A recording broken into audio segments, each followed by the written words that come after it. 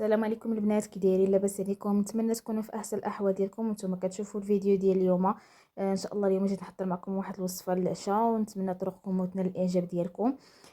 جيت نشارك معكم البيتزا السائله. شحال من وحده كديرها حتى انا قلت نجربها معكم اليوم بالطريقه اللي كنحطها حتى انايا، ونتمنى تنال الاعجاب ديالكم. ولكن قبل ما هادشي ما تنساوناش من لايك، بارطاجيو الفيديوهات ديالنا مع الناس اللي كتعرفوا، ونتمنى داكشي اللي كنحط لكم ينال الاعجاب ديالكم يكون خفيف على قلوبكم. اول حاجه البنات، قبل ما ندوز نحضر العجينه لان العجينه كتكون فيها الخميره، غادي نحضر العماره اللي غادي ندير في البيتزا ديالي. نتوما كيبقى لكم الاختيار، بامكانكم ديروها بالطون، بامكانكم ديروها بالكفته. انا هنا راني درتها بقطعات ديال الدجاج، وداكشي علاش غنسبقهم هما الاولين يطيبوا، عاد ندوز نحضر معكم العجينه. اول حاجه عندي هنايا قطعه ديال الدجاج، عندي هنايا فلفل اللي شلت رقيقه. المهم كيبقى لكم الاختيار، تقدروا تخليوهم خضرين، المهم انا كندير داكشي اللي هكا كيبغيو هما اللي نضر، نتوما كيبقى لكم الاختيار. قطعه ديال الدجاج، عندي هنا فلفله كبيره مشلضه، عندي هنا بصله كبيره مشلضه، عندي قزبر ومعدنوس. وبالنسبه للعطريه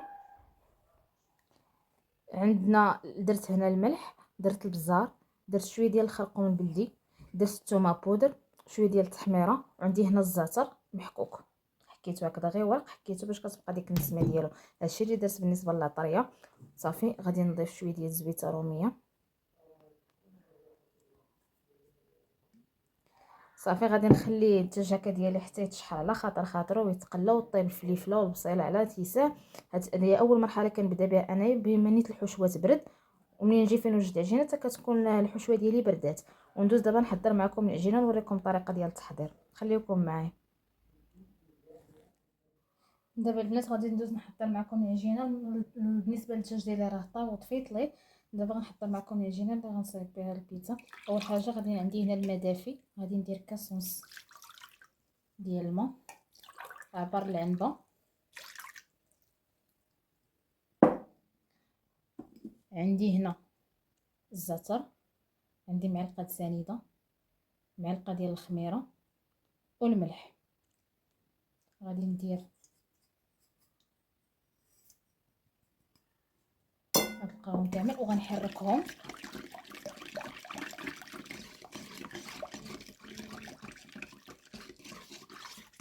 تذوب ديك السنيده والملح مع الخميره. غادي نزيد شويه ديال الزيت بلديه،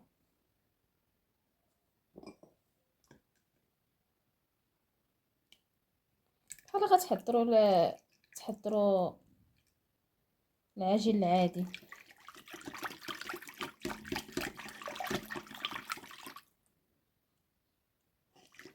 صافي غنحاول نحركها مزيان وغادي نخليها حتى ترتاح واحد شويه، واحد دقيقه قبل ما تتفاعل الاخر. عاد نبدا نضيف الطحين بشويه بشويه. كما قلت لكم هنا الطحين، هنا راني بالنسبه للكاس راني عندي هنا 2 كيسان ونص، ولكن غادي ندير باش نشوف راني عبر 2 كيسان ونص. وغادي نبدا نضيف شويه بشويه حتى نشوف الا كان خاص نزيد، الا كانت هي ديك ما غاديش نزيد. المهم عندي العبار ديال الطحين 2 كيسان ونص. دابا البنات من بعد ما ارتاح ليا الخليط واحد شويه، تفاعلت ليا الخميره مع باقي المكونات، غنبدا نضيف الطحين مع التحريك.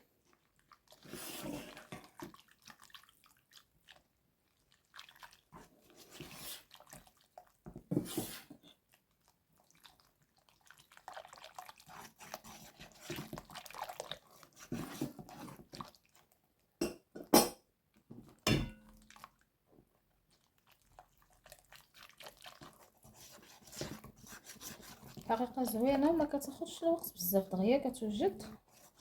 بالنسبه لي ما فيها ما يعجن، ما فيها اللي زعما زوينه، دغيا كتوجد. لاطاط ديالها كتجي خفيفه. كنظن بركه ما درتش البنات 2 كيسان ونص كاملين، تقريبا 2 كيسان، بحال قلتو شاطلين نص. هانتوما شفتوا غير شويه. صافي غنحاول ندخل هاد الطحين مزيان في هاد العجينه حتى نقربها.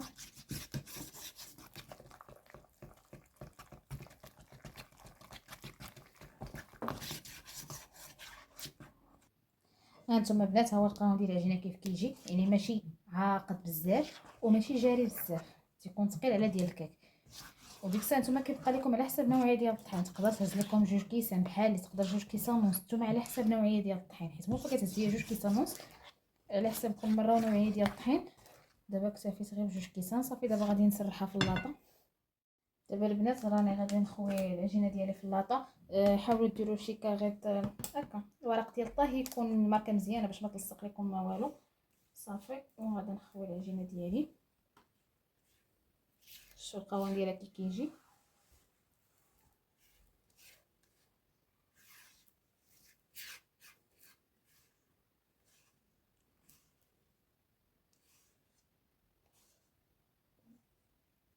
نحاول نسرحها مزيان، ونحاول نسرحها وتجي متساويه باش ما تجيش جهه طالعه وجهه هابطه.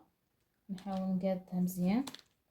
صافي غادي نخشيها، غادي نزيد عليها بعدا العماره اللي صايبت قبيله، وغندخلها طيب نص طيبه ونخرجها عاد نزيد الفرماج ونردها تكمل الطياب، باش حتى داك الفرماج كيبقى هكا معلك ما كيقصحش في الفرن وكيبقى معلك هكذايا وكيجي عاطي داك المنظر زوين من الفوق.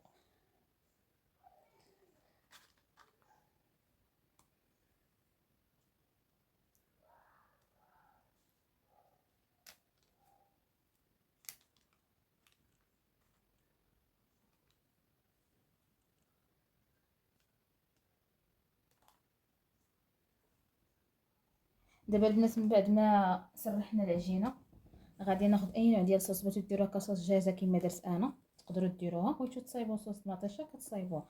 نحاول نمشيها هكا في العجينه.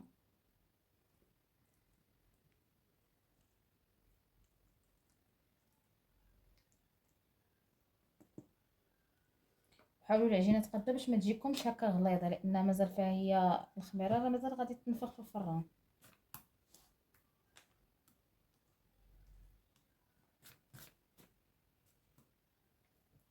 على هذا الشكل هكا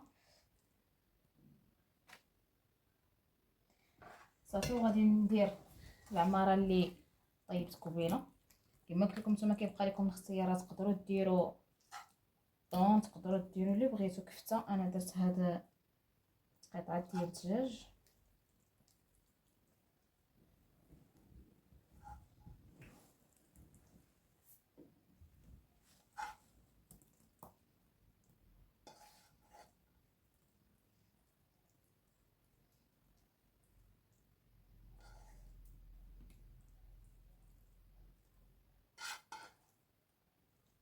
صافي البنات غنخشيها في الفران غير طيب واحد نص طيبه كما قلت لكم، ومن بعد غنخرجها غنحك عليها الفرماج. غادي ندير ميلونج ما بين الحمر والفرماج احمر والموتزاريلا. صافي نخليها تكمل الطياب ديالها وبين ما يذوب داك الفرماج عليها، وندوز نوريكم الشكل النهائي ديالها ان شاء الله كيف كتجي. وها نتوما البنات شوفوا لي الشكل النهائي ديال البيتزا السائله كيف كتجي. شوف كتجي رطبه وما كتلصق ما حتى شي حاجه. انا غنوريكم تشوفوا لاباط ديالها كي كتجي. شوف هشيشه بزاف ودغيا كتوجد. ها نتوما رطبه. ها نتوما البنات نتمنى البيتزا اللي حطيت لكم اليوم تنال الاعجاب ديالكم، وما تنساوناش من لايك وفعلوا الجرس، وبالصحه والراحه.